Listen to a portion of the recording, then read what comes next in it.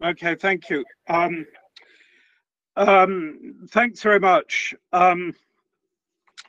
Antonio Rosmini then.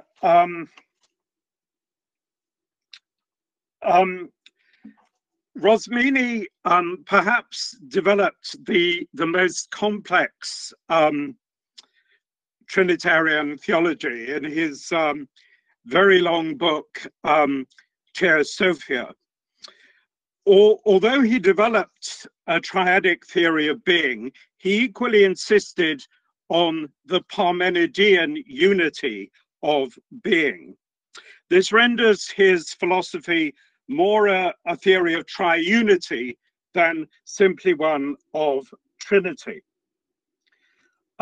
He thought of the unity of abstract empty being as a plenitude of possibilities rather than as a kind of Hegelian nothing,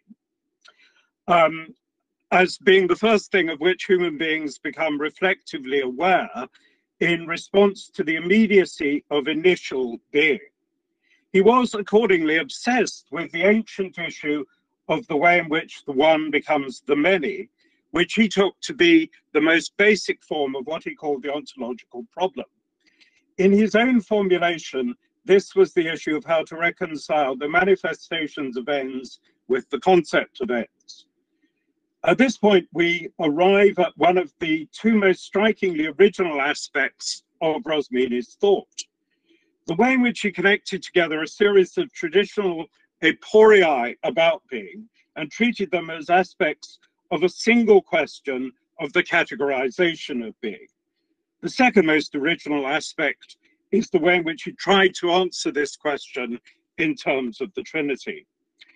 Roughly speaking, Rosmini joined together the issues of the one becoming the many, the question of the relation of something to nothing, the sufficient reason for the existence of particulars, Aristotle's problem about how being can be divided if it is not a genus, Aristotle's problem about whether substance is primarily essence or concrete thing, and Plotinus's problem about how Aristotle's categorization can be universal if it does not apply to purely intelligent beings, or if it does so apply, how it can coherently subordinate the analogical hierarchy of intelligent over material substance to a university of substance whose paradigm is essentially a material one. As if this collapsing together of ontological dilemmas were not enough, Rosmini also affirmed that the problem of the equation between intuitive knowledge and knowledge by predication, which would appear to be an epistemological matter, is in fact another way of expressing one and the same ontological problem.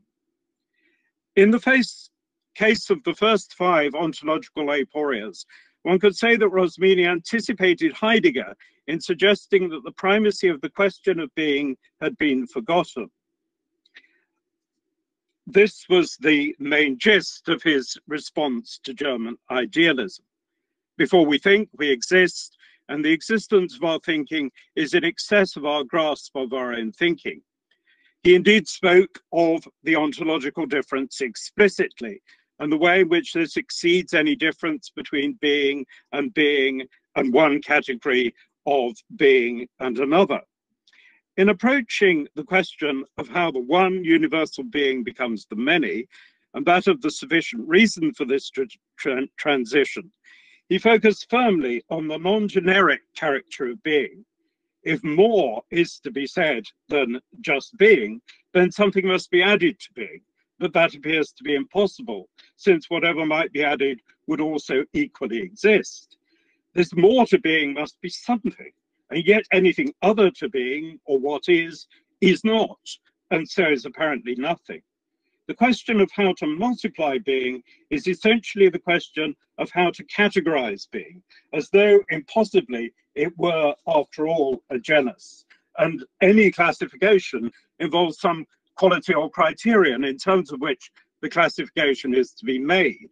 If we divide a genus, we do so in terms of species and specific differences, and finally, individuations, which are all qualities in addition to the simpler generic notion. which, says Rosmini, is always easier for the mind to grasp. But in the case of being, any specifying qualities would be still also and absolutely ones of existence and therefore not additional, as seems to be required. How can being divide itself in terms of itself? It is, in fact, impossible, as Rosmini outright declares. And yet clearly we know that in reality, in our minds and in our ethical actions, this impossibility is carried through.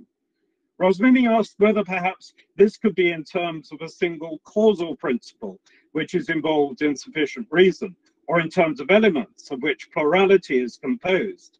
But if the principle is being, then it cannot be distributed, and so cannot, after all, principiate reality. This, for him, explains the monistic leanings of the pre-Socratics, and their conclusion that plurality must be an illusion. If, on the other hand, the mediating factor is the element, then this fails to include the cause itself. Any mode of physical elementalism, including atomism, is thereby disintegrative and fails to save the appearances of order which are manifest everywhere. For this reason, Anaxagoras suggested that we require both principles and elements, but didn't explain how they might be coordinated. The philosophy of the West really began, according to Rosmini, when real explanations of this coordination were attempted with Plato and Aristotle. This is no longer in terms of either principles or elements. It is instead in terms of categorization, already attempted by Plato in the Sophist, and then in a different way by Aristotle. One is tempted to add to Rosmini the gloss that a certain quite different anarchic account of order situated in the participatory middle rather than at the beginning of order is here already being attempted, even if Trinitarian thought radicalizes such anarchy. Rosmini was crucially alert to the way in which the option of categorization involved, even in ancient times, a certain kind of turn to the subject, a semi-awareness of how the question of the division of being is reflexively the question of what we may predicate of being and how we are able to do so. The semi-awareness becomes more conscious insofar as the question of the categorization of being is treated by both Plato and Aristotle as being equally one of grammar and dialectics, an issue then also pertaining to thought. Nonetheless, Rosmini affirms that it remained for ancient thinkers primarily a question of ontology, and this was because Plato now taught that dialectics is the sole source of ontological language. Plato considered that being can only be divided in terms of word and idea rather than in terms of principles and elements. Just because we can explicate, he had realized that being is always that which manifests itself as dunamis, or the power to affect, and therefore manifests itself to mind, dunamis as the power to be affected. Thus, Rosmini declared that ontology can speak about being only insofar as being is made known and according to the way it is made known. The very power of making itself known pertains to the nature of being. This mode of access to being only via grammar and logic therefore suggests that grammatical and logical articulation are themselves the factor of mediation between the one and the many, the way in which the two are constantly woven together, including the mediating role of universals. For this reason, Rosmini thought that the problem of the ontological difference is repeated at a lower level as the problem of the difference between substance's universal essence and substance's embodied thing. Therefore, Rosmini declared that essence and subsistence are primal forms of ends. It follows that an antinomy arises, as he puts it, between the concept of being and the supposition that a being exists which lacks essence, when in fact the concept of being implies precisely that that form reality is not and cannot be without an essence. In other words, how is it that essence as sufficient abstract substance is added to by instantiation, if it is the all-sufficient form of such instantiation? Rather, as we ask how being can be added to everything if everything exists only through existence. Meanwhile, the grammatically revealed circumstances that essence, genus, or species as category is neither a principle nor an element reveals to us that it hovers in the uncertainly aporetic middle, such that our essential knowledge of an ens is defective and not equal to both the ens itself and to everything predicated of it. We are mortally caught in a constant shuttle between an inadequate knowledge at once of things and of the universals which they instantiate. And this is exactly why it was uncertain for the ancients whether categorical divisions are divisions of the entia themselves or rather divisions of their logical principles. This is once again a restricted and yet inherently repeated version of what Rosmini named the first form of the ontological problem, namely how to reconcile the apparent modes of ens with the concept of being. Our more fundamental conceptual shuttle is between the mystery of being and the mystery of particular existences, in neither of which our idea of being is ever adequate. Yet it is just at this point that we can see how Rosmini was able to argue that the seemingly epistemological problem of how we are to predicate intuited universal being and universal essences of sensorially intuited particular things was after all a reiteration of the single ontological problem, and furthermore, the key to the solution of that problem. If being is only being as manifest and known, then the way in which we know being and its linkage to beings belongs originally to the question of being as such, rather in the way that Heidegger sometimes affirmed such a thing of Dasein. Well, we have already mentioned how, for the same reason, Rosmini considered the question of the division of being to be a question of predication. He was not at all asserting, like Kant, that the issue of the categories is solely the finitist one of how we can know being, and not a question of being in itself. Nor was he even saying that we must first approach the question of understanding and later turn to the question of reality. Instead, Rosmini made the extremely subtle move of arguing that the reflexivity involved in posing the question of the predication of being must be regarded as an intrinsic part of that very question. Thereby, the turn to the subject remains within the space of ontology and is even demanded by it, insofar as ontological science requires the primacy of grammar and dialectics if it is not to collapse either into mystical monism or physicalist atomism. What this means is that the categorizing of being has to include the one who is categorizing, who is, after all, herself part of being, not an accidental part, but a transcendentally coinciding part, if being is always both manifest and known. Another way of putting this would be to say that Rosmini's solution to the ontological problem of the categorizing of being is to claim that being itself is of its most fundamental nature self-categorizing, self-articulated, or self-predicated. To be, in fact, is to predicate. And so the word being means at once to be and to be something. It's both an existential term and an identifying term, and Rosmini fuses the two. It then becomes possible to conclude that even infinitized being involves what Rosmini calls the three primal Trinitarian forms of subjectivity, objectivity, and moral action. Though in God, the second two poles will themselves be subjectivized or personalized. And this allows us to realize that the question of the categorization of being or the predication concerning being is not, after all, a question arising after our Parmenidean intuition of being's unity, or a question that demands initially an addition to being, because it turns out once revelation and faith have provided us with the Trinitarian clue, that elevated reason can see that being, unified, infinite being of itself is predicamental, and it is categorizable by the three primal forms or genera. Insofar as these genera entirely overlap with being, then one might say that for Rosmini, they have the status of transcendentals. But insofar as they also distinguish different aspects of being, they can also genuinely be described, as he consistently does, as categories.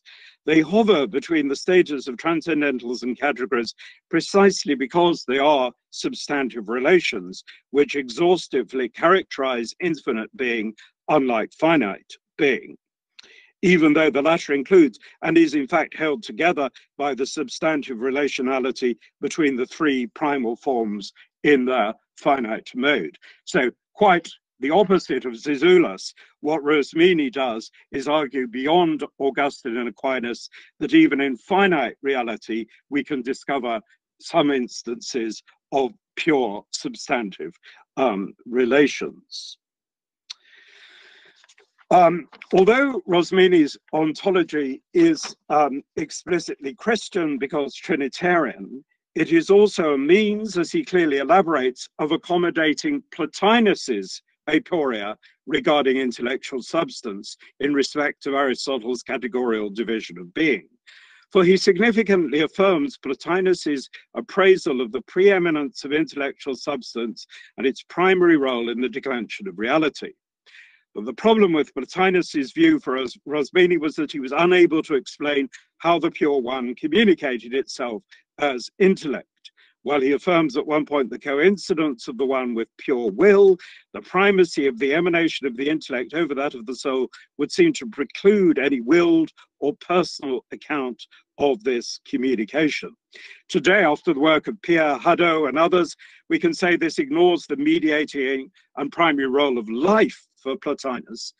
But the main point of Rosmini's Trinitarian solution can still stand. Replete being communicates itself because, after all, and beyond paganism, it was originally communication and reception, knowledge and life, or life and knowledge, at the level of the eternal and the unbounded. Those patristic thinkers like Gregory of Nyssa, Marius Victorinus, Augustine, and Pseudo-Dionysius, who had already made this adjustment to the Neoplatonic legacy, nevertheless still sustained the Platonian view of descending emanations within the order of creation. First came the realm of the pure intelligences, now identified as that of the biblical angels. Rosmini, to some extent, takes this over, but rather tends at this point, disappointingly, to suppress the angelic role and to turn this into more of a kind of modern a prioristic viewpoint. I don't have time to go into that. But in the light of the Trinity, we're able to say that unlimited being is itself distinguished and distributed through substantive relationality and personhood. Being as thought is co-original with being as such, and being as thought or being as object both indicates and contains being as independent self-standing reality or being as subject. The reverse is also true. Being as subject both indicates and contains being as object. The perhaps mutual reference, the perfect mutual reference of the two is not the prerogative of either of them, such that being commands knowledge, realism, or that knowledge commands being, idealism. So maybe the most crucial thing in Rosmini is that he sees the Trinitarian ontologies as transcending the distinction between idealism and realism. Instead, we can only account for a linkage in terms of a third moment of action, anticipating Blondel, which is the attempt to realize the ideal and to idealize the real, and is thus inherently ethical. Equally, the ultimate non-compulsion of thought for reality, whereby we can think being as without thought, and the non-compulsion of reality for thought, whereby it can always perfectly well think of something other than the real, means that the connection of the one to the other is only the gratuity of love, and both ethical action and love are personal. Although each person of the Trinity is entirely constituted by substantive relation, the surplus of person over relation, sustained by both Augustine and Aquinas and Zizoulas and others, talk total nonsense about this, which alone ensures that relation does not dissolve into a personless blur, is recognized by Rosmini to the degree that he allows that when the subject fully contains the object, which in God is personal, or the object fully contains the subject, or the ethical fully contains them both and vice versa, then what is contained, which puts it in the object position in all four cases, is not in that instance fully personal. In finitude, this means that personhood or subjectivity arrives in an oscillating manner. Even my knowledge of another person suppresses her full personhood to the extent that I'm merely cognizing her in reflective and abstracted consideration, a moment that I must necessarily pass through in order to know her at all. And yet my intentional knowledge transcends this. It reaches further towards an ecstatic inobjectivization, as Rosmini puts it, which reverses this suppression in the direction of a kenotic submersion of my own personhood in that of another subject, whether person or not. I may become grass and stone as well as man or angel. There's a certain opening to a kind of vitalism and panpsychism in Rosmini, which is today very fascinating. In the case of God alone, the three personhoods are always fully present. Yet this does not mean the denial of the alternation of containing/containment, which also always operates a switch between subjectivity, personhood, and objectivity. It is just that with God, this alternation is unimaginably constant, simultaneous, and coinciding. To put this in rather more traditional terms, the Father, in knowing himself in the Son or Word, is fully God simply as Father, such that his constitutive relation to the Son adds nothing to him whatsoever. In a sense, then, the Son is known as known by the Father, is not in that instance an independent person. And yet inversely, and at the same time, the Son is fully God in his own all-sufficient personhood, even though he is only God as relational image of the Father. The very perfection of this relationality, in a sense, suppresses the Father as personal origin, the anarchic dimension. And yet, of course, the Father's simultaneous suppression of the Son as subject is not thereby suppressed. We can carry out the same sequence of reasonings with regard to the personhood of the Holy Spirit. This all gives Rosmini's account of what he calls order, in which infinite being intrinsically consists. The ontological problem concerned the difficulty that there is no criterion other than being for dividing being, and therefore being appears to be indivisible. Monism looms, and the possibility that multifariousness is illusion. Rosmini suggested that even though order within infinite being is its own criterion, this can still serve as the missing elusive criterion for the distribution of being. For without modifying the order of relational containment, we can see how it can apply also to a finite order, which thereby limits the existential. Any participation, any particular is still fully in being. So what is the additional mark of finitude? Being as such does not supply this mark, but being as order, in terms of a moment of objective containment that may in the infinite or may not in the finite be simultaneous with its reversal into containment by another subject, and in terms of specific substantive relationship that may in the infinite exhaust or may not in the finite exhaust the identity of their subjective poles, that can supply this mark. Although it can be restricted in consistency with itself, the criterion of order comes entirely from original unrestricted being, which is no longer, as Plato himself already half affirmed, inherently alien to plurality and to dialectical connection. Another way of putting Rosmini's point would be to say that participation in being becomes conceivable if one thinks of infinite being as of itself infinitely relational, since, as he himself affirms, participation is a radically asymmetrical mode of relationship, such that creatures are exhaustively substantive relations to God. This, of course, nicely connects the external emanation returned to God of the creation to inner Trinitarian generation and procession. And Rosmini notes that for Anselm and Aquinas, the generation of the Son was the ratio for the outgoing of the creation. It's therefore possible to see order or relationality as the Trinitarian solution to the conundrum of being. These need not, beyond Rosmini, imply any univocity of order, just because it's clearer in the case of order than in the case of being, that the order of containment can operate in analogically different ways at different ontological levels.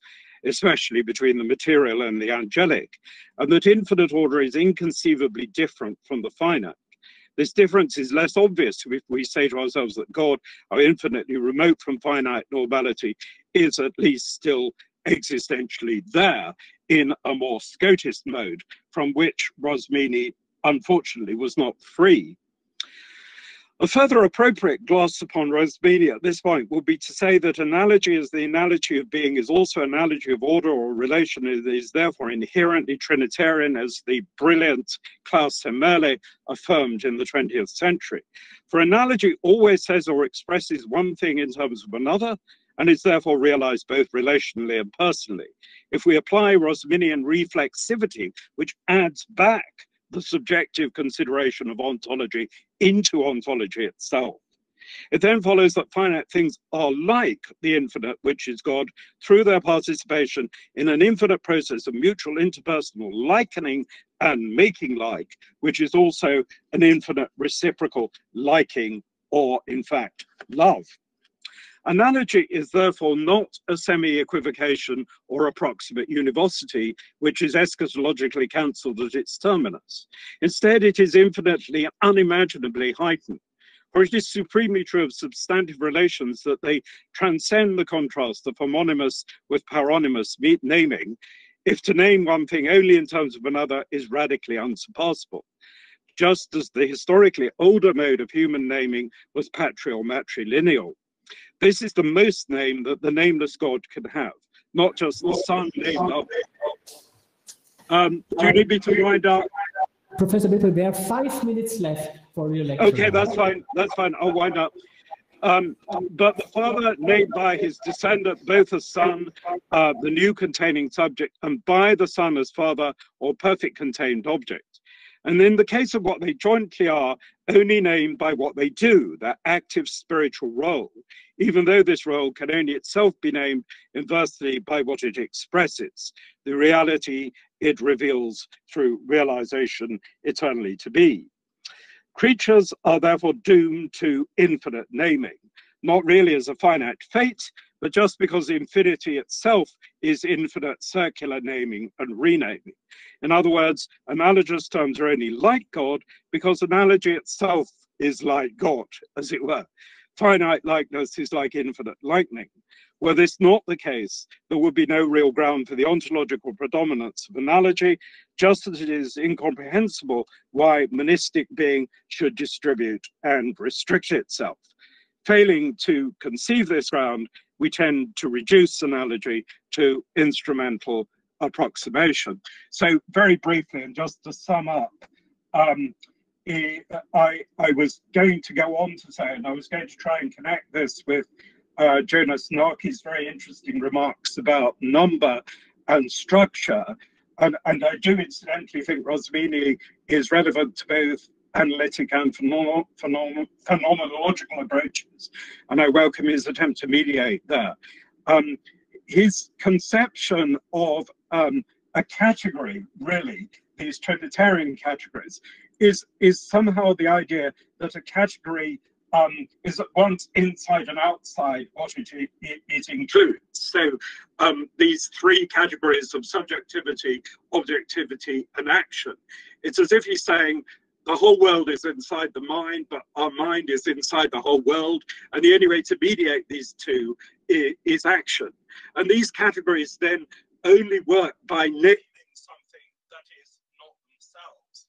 And I think one can link this to modern category theory in mathematics, whereby you're trying to somehow transcend the contrast between containment that you get in set theory and the notion of a sign that is indicating something else. So there's a very specific prominence given to both sign and number in Rosmini's understanding of what a category is, and he's kind of rethinking of what the whole ancient idea of a category meant.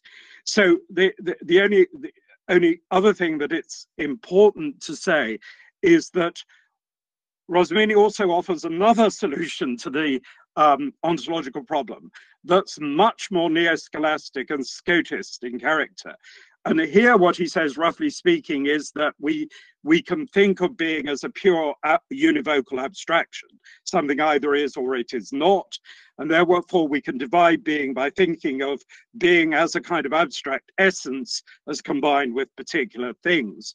Now, I can't go into any details, but he tries to combine that solution with his Plotinian/Trinitarian solution to the ontological problem.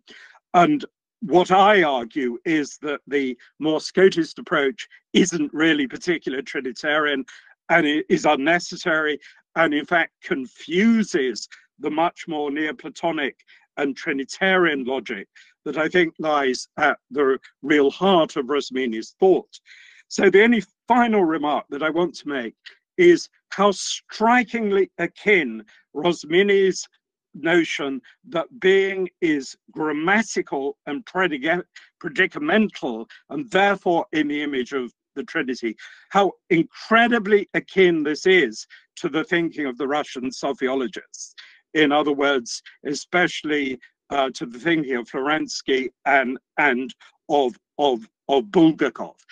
And in both cases, they come to this conclusion of the primacy of the grammatical, ontologically grammatical, through their reflections on German idealism, on the thought of Fichte, Schelling, and Hegel. So I think that in the future development of Trinitarian ontology, exploring this astonishing coincidence of, as it were, the Slavic commentary on the German legacy and Rosmini's commentary, Latin commentary on the German legacy, has a great deal of fruit to bear in the future. Rosmini is massively respectful of German idealism. He says, you know, this will the German contribution will never be wiped from the record, and yet he finally thinks there's something problematic about it in terms of the classical legacy, and he thinks the only way to resolve that tension is in terms of a future much more directly Trinitarian ontology, as a later German class, Hermele, also concluded. So I'm very sorry for going on so long, and I apologize for all the earlier muddles and getting a bit cross. It's been a bit of a trying time. Thank you very much.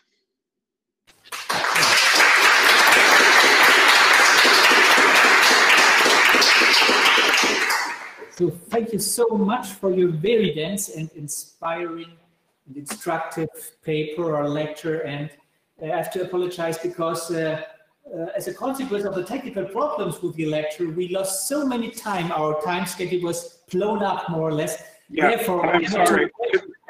For too short your paper. Thank you for your discipline. It's fine. It's probably my incompetence. Sorry. Yeah. Now I just would like to open the discussion. We have about, I would say, 10 minutes up to 11:30, 10 to 12 minutes for the discussion of your thesis. Please.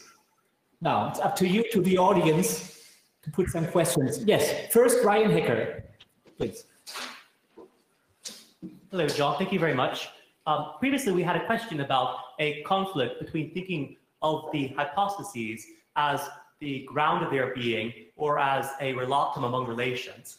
And as you've described it, and I think this is the proper approach that we find both in the classical Christian sources as well as in Rosmini and among the German idealists, there can't be an ultimate conflict here because the hypostases are themselves essentially relational. That is, they only are what they are because of their relation. That is, of the Father as responded to by the Son, and ultimately as the reciprocating gift of the Holy Spirit.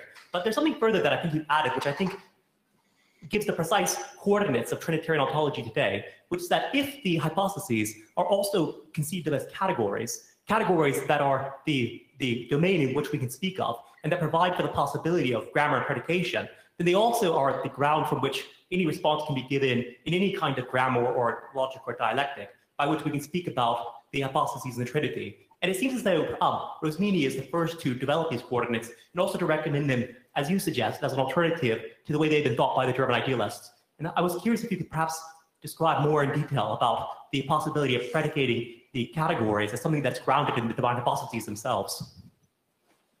Well, yes. I mean, what Rosmini is doing, that's in excess of. Can you hear me? Sorry. Yes, we can. Yes, of course.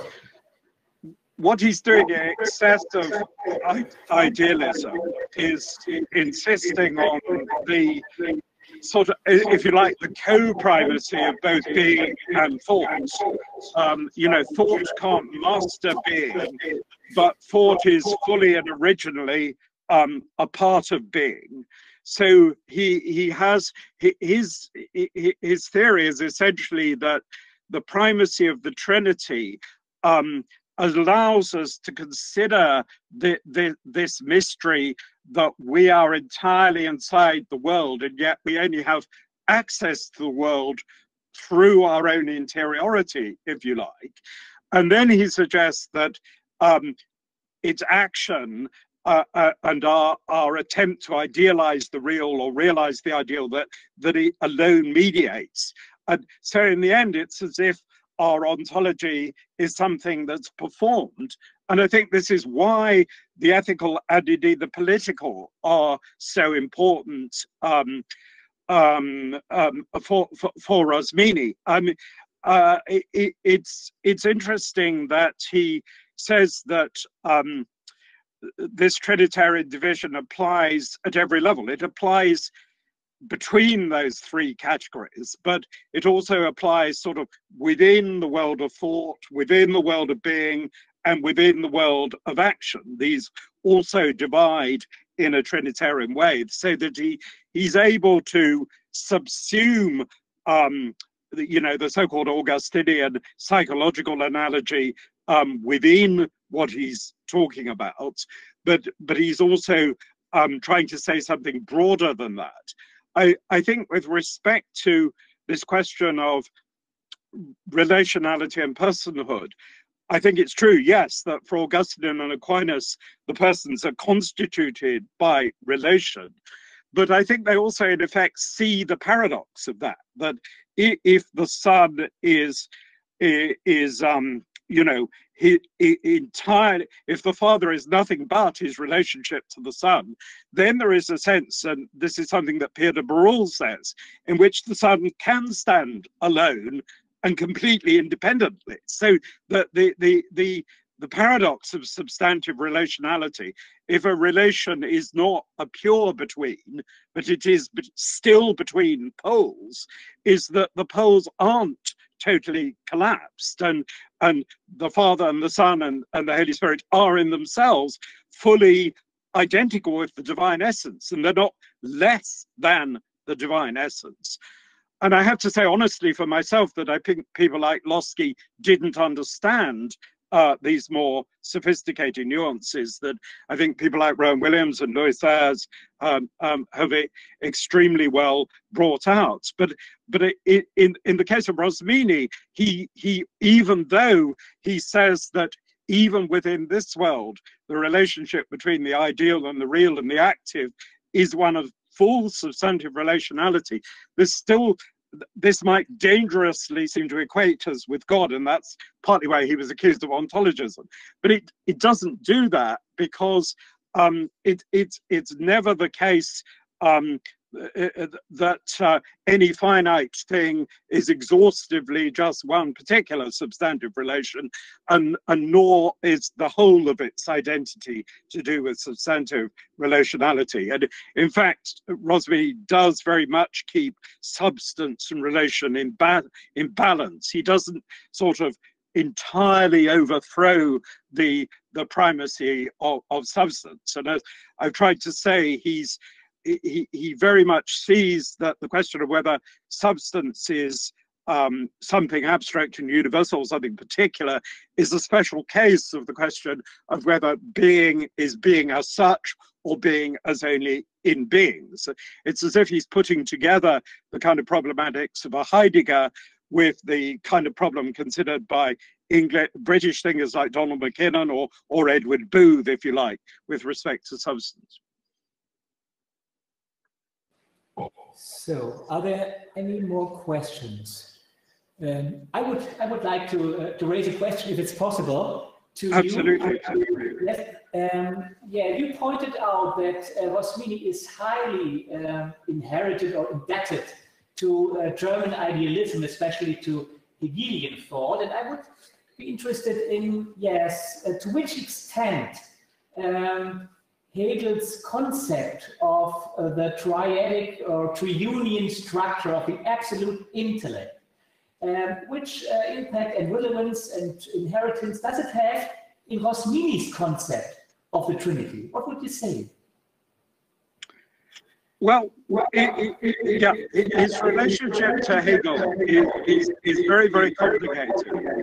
And I think in the end, you have to say that he thinks that Hegel and Schelling and Fichte are allowing us to give still more importance to the subject than previously, in a way that helps our thought to be more personalist and more Christian.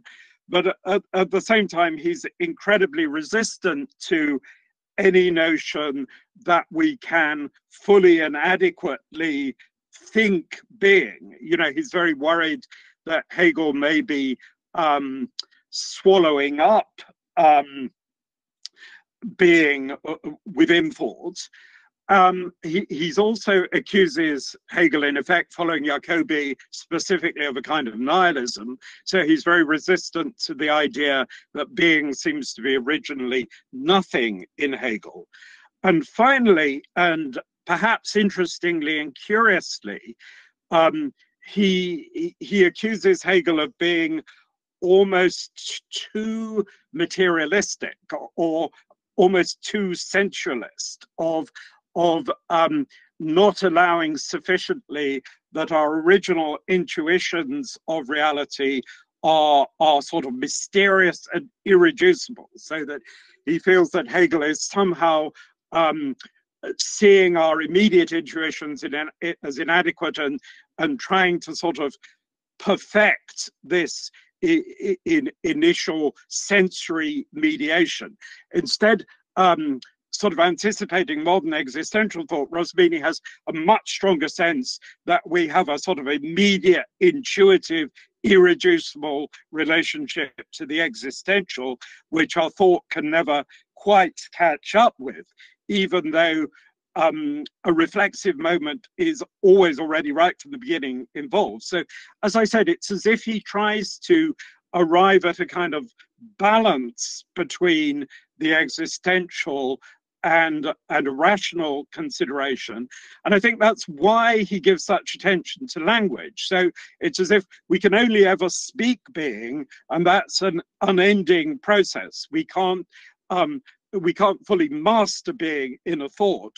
It's much more a matter of something like expressive language.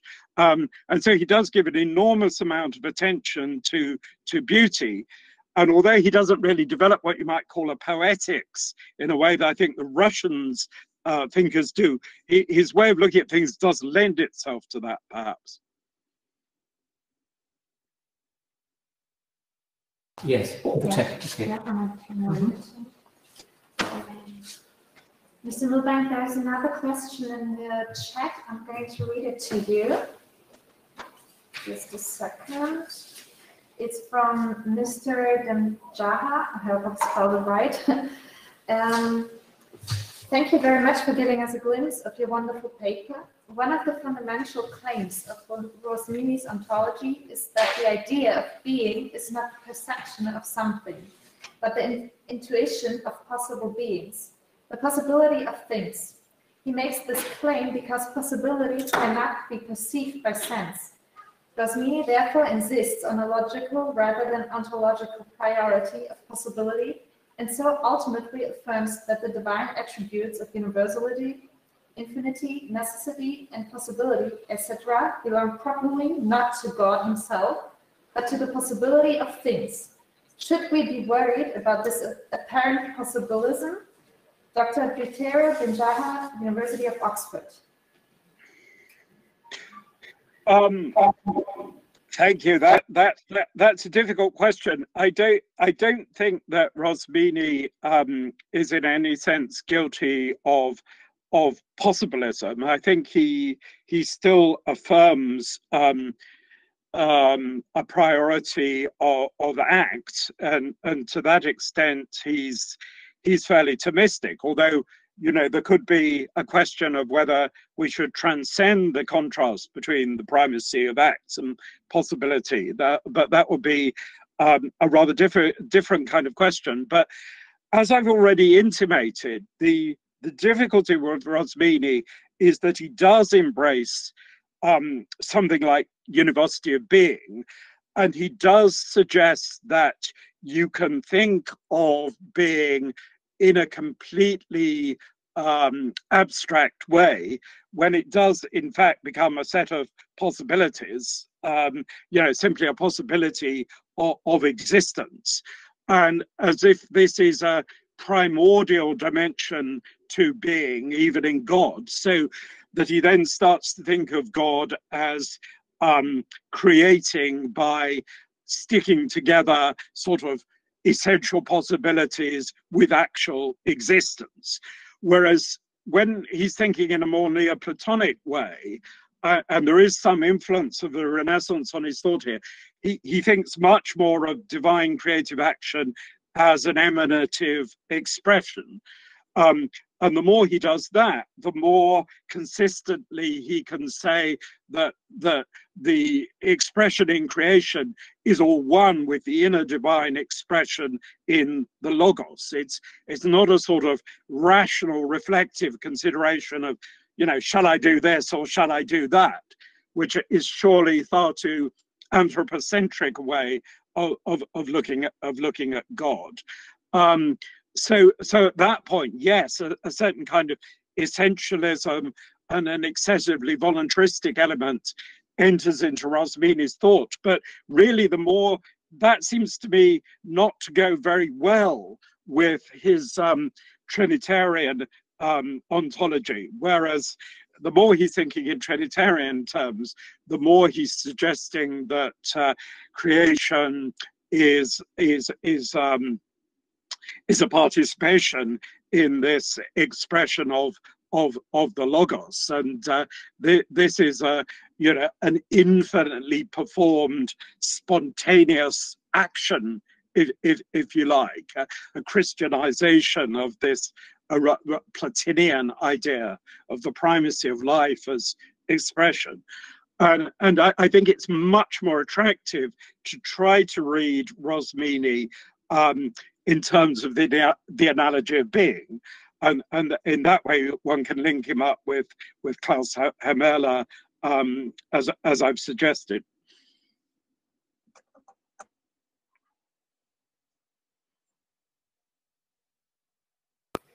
So we have to end up for reasons of time now the discussion. Thank you so much for your inspiring and instructive answers and your lecture as well, which was the single keynote lecture of our panel. Thank you so much, and all the best for you and for your understanding. No. I'm sorry for all the difficulties. I'm sure it's all my fault. I'm very sorry. Thank you so much. Thank you. All the best. Thank you, Andrew. And now we